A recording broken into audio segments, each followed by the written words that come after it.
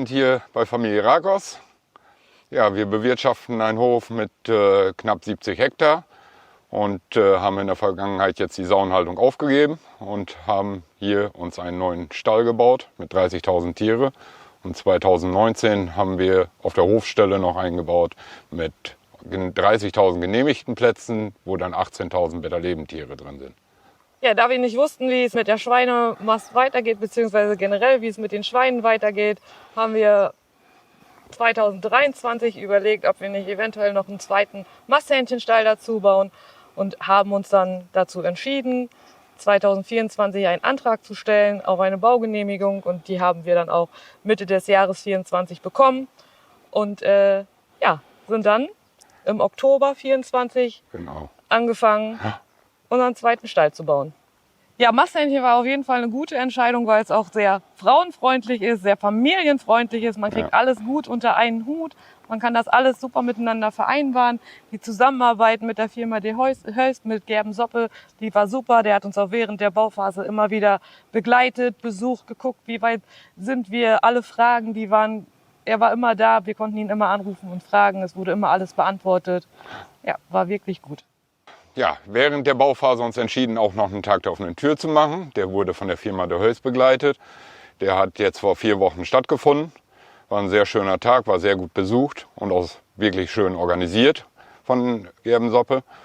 Und nun wollen wir uns mal anschauen im Stall, was es da so zu sehen gibt.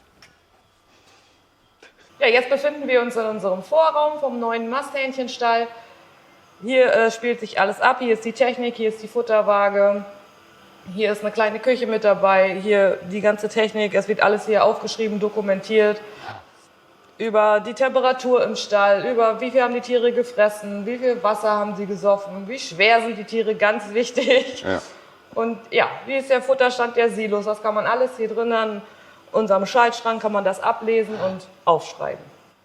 Ja, wir haben hier auf dem Stall noch eine PV-Anlage verbaut, 29,5 kW mit 2 Tesla-Speichern. Die haben ja auch 29 kW zusammen. Und dann ist der Strom für den Eigenverbrauch und die restliche Energie wird eingespeist ins Netz. Ja, die Genetik der Tiere Rasse ist Hobart 757. Die kommen von der Brüterei Morgen. Wir haben die Tiere letzte Woche eingestallt, letzte Woche Donnerstag, sind heute genau 1 Woche alt. Die Tiere, die sind jetzt gerade alle an den Tränken, da die jetzt geimpft werden. Mit der ersten Woche bekommen die ihre erste Impfung, die übers Trinkwasser aufnehmen.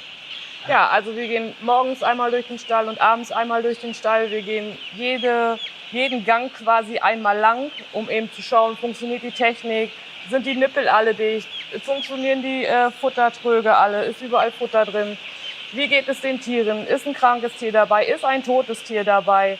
Das machen wir morgens einmal und abends einmal. Ist etwa eine Dauer von 1 Stunde.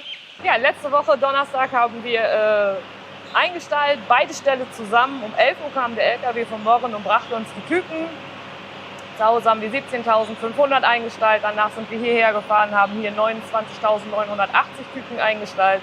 Es war sehr interessant. Wir waren mit 4 Leuten.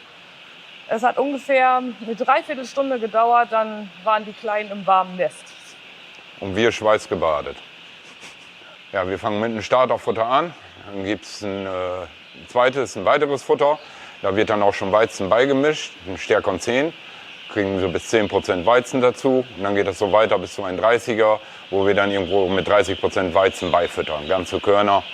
Und dazu benutzen wir auch unseren eigenen Weizen, den wir selber anbauen. Ja, wir machen hier mit Holland zusammen, sprich Betta Leben 1 Stern. Das ist noch einen kleinen Tacken besser oder höher wie Haltungsform 3. Die Tiere werden alle in einmal ausgestallt, es gibt keinen Vorfang. Wir haben 25 Kilo auf dem Quadratmeter und nicht wie Haltungsform 3 mit 28 Kilo. Wir haben einen 5-Jahres-Vertrag mit der Firma De Heust und dem Schlachthof Storteboom. Genau. Somit sind wir für 5 Jahre garantiert, dass sie uns das Fleisch auf jeden Fall auch abnehmen. Ja, wir haben die Stalleinrichtung, haben wir uns wieder entschieden für die Firma Lohmann. So wie 2019 zu Hause auch schon. Die Futterschalen sind von der Firma Landmeco. Die können geflutet werden. Braucht man mit Hand nicht so viel anfüttern, beziehungsweise die Tiere, dass sie einen guten Start haben, dass sie früh ans Futter kommen, dass sie wissen, wo das Futter auch ist. Die Tränkelinien sind von der Firma Lubing. Ja, das Heizungssystem haben wir auch über Lohmann bezogen, was von der Firma Brink eingebaut worden ist. Das ist eine geschlossene Brennkammer. Der Grund, dass nicht so viel Sauerstoff im Stall verbraucht wird und natürlich auch feuerschutztechnischen Gründen. Ja, und das klappt auch sehr gut. Haben wir zu Hause im Stall, im alten Stall auch. Einstreuen tun wir mit Dinkelspelzengranulat. Das kriegen wir von ortsansässigen Händler.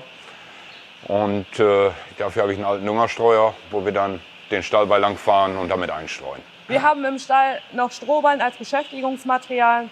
Eigentlich sind die erst ab 14 Tage, müssen die im Stall sein. Wir machen es aber von Anfang an, weil es einfach mit dem Einstreuen zusammen, wenn der Stall noch leer ist, können wir die Strohballen viel besser verteilen.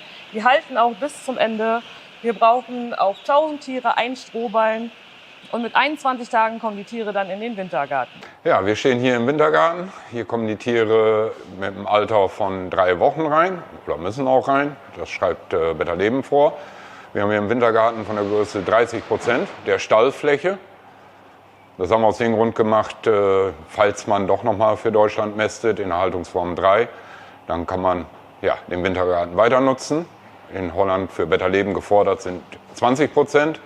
Die Auslaufluken, die gehen morgens um 8 gehen die nach oben und abends um 18 Uhr gehen die wieder nach unten, außer die allererste und die letzte, da die Tiere auch aus dem Wintergarten wieder in den Stall getrieben werden müssen. Das machen wir mit unseren Reintreibebrettern, damit die uns nicht wieder weglaufen. Das Windschutznetz hier an der Seite können wir auch ganz öffnen. Da ist noch ein ganz dünnes Netz drüber, aber das sieht aus, als ob da gar keins wäre. Da kommt dann Tageslicht gut rein, auch ein bisschen Wind, je nachdem, wie die Wetterlage draußen ist. Wir schauen positiv in die Zukunft, auch weiterhin mit der Firma De Heus und Ein Stern Better Leben zusammenzuarbeiten, weil es einfach total schön ist. In Holland ist es einfach so, es gibt nicht mehr die Auswahl zwischen konventionellem Fleisch oder Tierwohlfleisch, es ist nur Better Leben und von daher freuen wir uns da, an dem Markt teilhaben zu dürfen. Ja, wir sind froh, dass wir 2019 uns entschieden haben, den Schritt mit dem ersten Stall zu wagen. Und 2024 haben wir ja jetzt diesen Stall gebaut bzw. geplant.